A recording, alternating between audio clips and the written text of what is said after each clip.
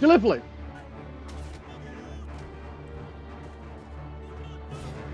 Over 100 years ago, the beaches of Gallipoli were stormed by Entente forces, largely Commonwealth units such as Anzacs, Canadians, and Indians. If Vimy Ridge was one of the defining moments of Canadian legacy, then Gallipoli was the defining moment for the Anzacs. The Ottomans had to hold out from the Entente forces and protect their capital. Meanwhile, knocking the Ottoman Empire out of the war could weaken the Central Power significantly, and maybe even allow the Russian Empire to be saved via levies from the other Entente nations. It's a theater that I feel is often poorly represented or forgotten, which is why I'm glad that the devs for the games such as Verdun, Tannenberg, and Isonzo made another game, Gallipoli. So for today, that's what I'll be talking about, because I love this game, and I bought it on day one, so I might as well yap about it while I have a chance to exploit the fact that it's new and maybe not too much content on it. There's currently only 5 maps in the game, and I think I'm going to start with Anzac Cove, because it's one of my favorites, and being an Australian, I'm a little patriotic. So when you play Anzac Cove, if you play as the Anzacs, you have to row to shore on little rowboats, and the Turks start up the very steep hill that the Anzacs would have to scale. So the Turks have a wonderful oversight position and can shoot down at you. The Anzacs can scale this hill, and the HQ and support objective on this map are pretty well dug in. So there's some nice trench combat in the first section. Once you get past that, you can go along the ridge line, which has a lot of trenches in it as well, but it's a little bit more flat, and this allows for some decent ranged in skirmishes.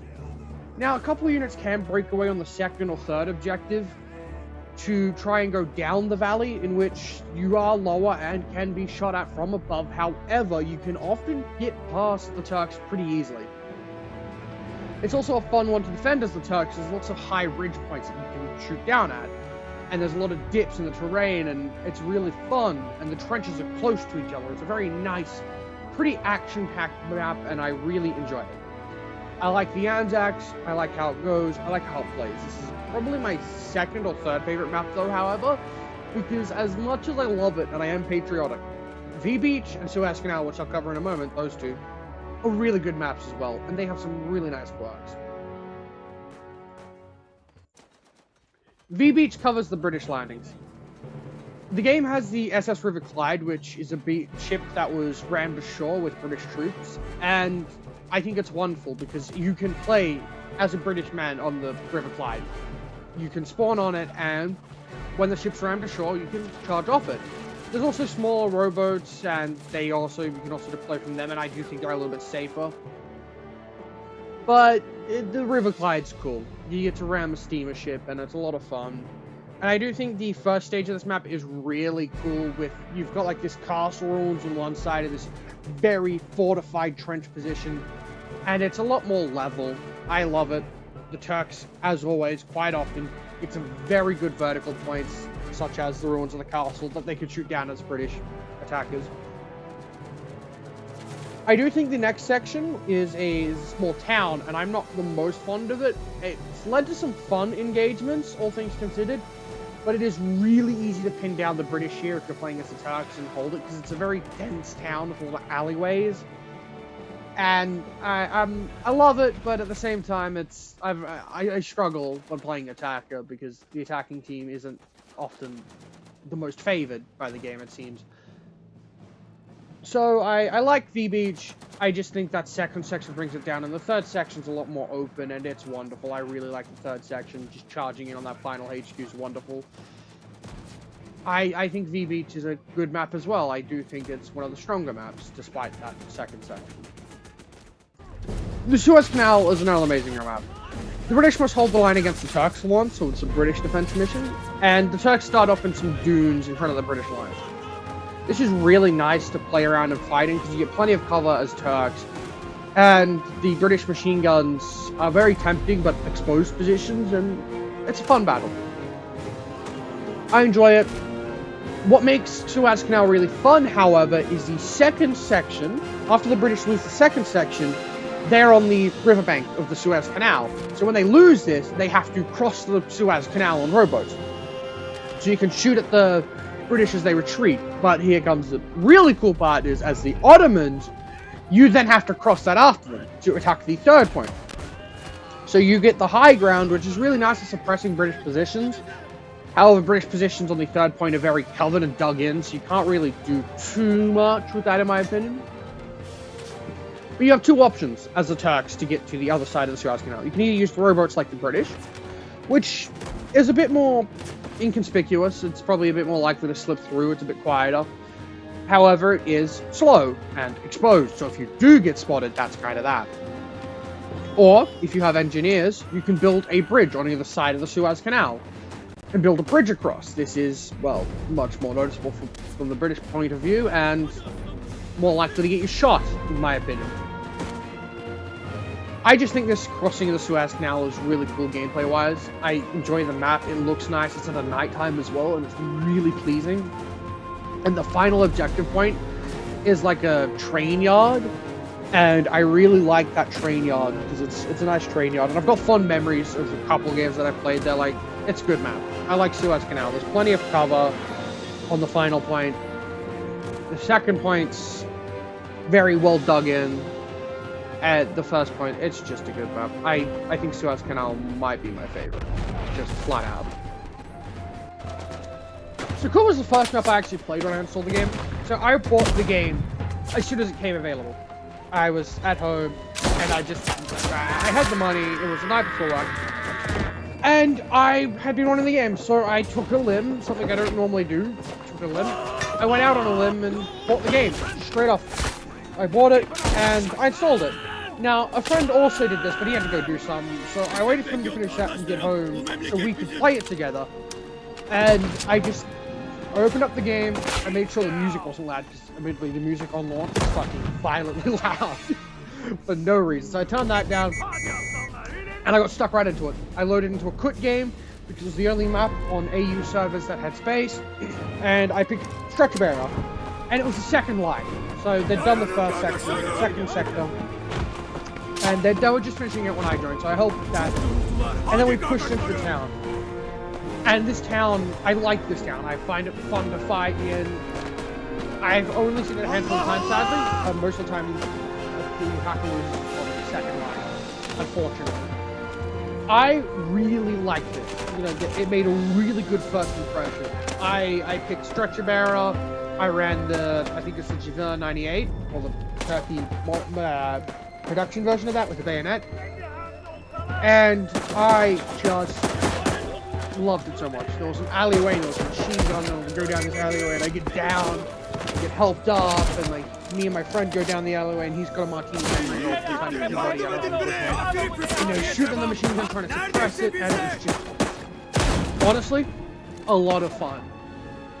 I enjoyed it. It made one hell of an impression. It's kind of what made me fall in love with suppression, was being suppressed by the machine gun, the alleyway. Reloads, the sound design, I like how the gunshots work. I really fucking liked it. As much as I have this fond memory already of the very first battle, I don't like the first two sections. So I didn't actually remember Coot because, ironically, I've only actually played on that second line. I just always assumed that was the first line and I was just joining games and started. The first line, I don't like. I don't mind the second line. I think it's a little better, but I think Coot's best in those last two stages. Not that it's a bad map, but I just don't like the first line of Coot. I like the second line a bit more, but even still, it's not my deal. Like, it's not bad, it's just, it feels really exposed, so it means getting to it can be hard, but once you get to it, it's easy to hold. I don't hate Coot. I think it's probably my least favorite of all them all, but it's not a bad map. I don't hate it. Like, if I had to rank them, it'd go V Beach, Suez, Anzac Cove, Coot. No, it wouldn't go Coot. It would go Tessan. Tessan. I don't remember how to pronounce it, but then it would go Coot. I think the devs could learn a little bit from the map. I feel it's a little too open, but I like it. It was a really good first impression of booting up the game and playing, and I'm glad I got the chance to. Tessan is a solid map. I don't hate it. Very open and very long range.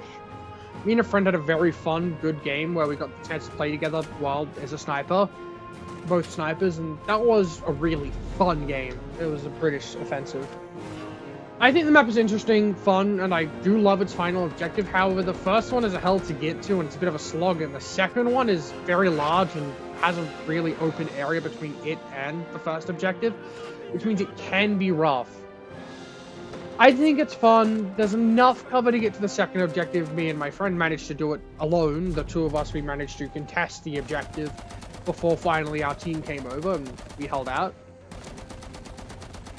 I think it can be a really tough battle. I enjoy it, however. It's cool, it's fun. That run with my friend that I keep alluding to was a lot of fun because we were the top 2 most skills on the team. And we were both snipers, and he died once. I died at the very end, right before the objective was completed. He died once on the second objective. It was such a fun game because I had the most time contesting a point, and I had the most melee kills, the most time melee charging. I loved that game. That map has a pretty good spot now for me. Like, before I didn't mind it, it was a good map. I'd prefer be defender, but honestly, that fun game brings that map up for me. And I will admit that map is held in a bit of a higher regard because of that game. Otherwise, I do think it is maybe, possibly, the worst map in the game out of the 5 so far. But it's not bad. I still think it's a good map. I really enjoy it. So that I've covered the maps, I think I'm going to go into the basics of classes, weapons, and kits. Gallipoli has no real grind for weapons. The more you use a weapon, you get a handful of perks that improve its effectiveness, and that goes the same way with classes. However, you can unlock cosmetic items by leveling up classes. I like this. I'm fond of it, and I think it's wonderful. I would like maybe if you got some more kits, if you used a class a lot, you got an additional kit. But there's nothing like that. So, there are 8 classes, and each class has 2 kits. The classes are honestly rather self-explanatory what they do. A rifleman is a rifleman. The officer calls things in. HMGs build HMGs emplacements. LMGs build LMGs, etc., etc. The kit can change what weapons you can use and what they have in their bags. I think the class that's the most radical of the kits is the bomber. One quick kit, you don't even have a gun. You just have a melee weapon and 5 grenades. That's it. On the other kit with bomber, you have a rifle or a pistol, 2 types of grenades. But the majority of the time, the kits are very small. They give like a minor perk. Like the kit for LMGs is like, do you want to reload faster or do you have an extra mag? That's about it. They're not radically different a lot of the time. There is a really nice weapon variety, although admittedly, that is mainly for the Entente side. A lot of the variety in weapons comes from the Entente. Because as Entente, you get all the different Lee Enfield types. So you get like the Mark IIIs, you get SMLEs, the SMLE Mark III, you get scoped, non-scoped, bayonet, non-bayonet. You get the CLML, the closed chamber Lee Metzen, I think is what it is. You get that, which is a Lee Metzen Mark II, or the predecessor to the Lee Enfield. You kind of get a Lewis gun or a Hotchkiss gun. You get a fair bit more pistols. You get a couple Smith & Wessons. You get the Colt 1911. You get a little bit more choice as Entente, as Anzacs, as British, as the Indians. However, the Ottomans are limited. You get a couple of Ottoman-produced German rifles. You get some German pistols. You get a couple of, I think it's the Martini Peabody, or the Henry Peabody, a single-shot 1800s rifle. And that's kind of it. I mean, and honestly, my big issue with the Ottomans is they are limited equipment-wise. They don't have as much as the Entente. And there's a few minor differences, like, as an Entente sniper, you get 30 rounds, whereas an Ottoman sniper, you only get 15.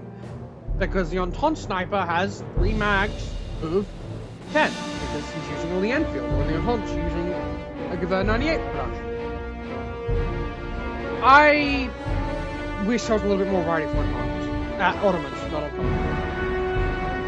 However, the weapons themselves are wonderful. I find the way the guns work is wonderful, like the actual firing and all that is really nice. I like it. The suppression effect, so when you're suppressed, if you're suppressed in panic, you will reload, you'll take longer to reload, your character shakes. So that he's shaking, he might miss the mag well, and I think that's a really nice small detail, and it's just a few seconds. You'll sway more, and I think these are nice. Weapon sway isn't horrible, just try not to drain your stamina, because you drain your stamina, you'll sway more, but it doesn't take too long to get back, and if you have a water canteen or a water station nearby, you can just drink, and your stamina will recover quicker. I really like the weapons in Gallipoli. I think it's wonderful. And with that, I conclude the video. So that's it. That's it. That's me yapping about Gallipoli for way too long and low quality video. If you're one of the people that sticks around, I don't know what's wrong with you, but I'm glad you do. Thank you very much for sticking around. I don't know what my next upload's gonna be, because we did some other stuff. I did the half sword video because my friend finished editing that for me, so I've done that. I've uploaded that. So I don't know what my next video is gonna be. I really don't. Well, that's the thing. I'll figure it out though. It's okay because I got to capitalize on this only 3 days after launch. That's pretty good. 3 days to make this video. I'll take it. 3 days since I started making this video. I will say, I'm doing good because I uploaded a video yesterday and I uploaded a video today. I'm proud of myself. I gotta stop talking so I don't have to do a minute of fucking credits like always. Fuck. Goodbye, gang.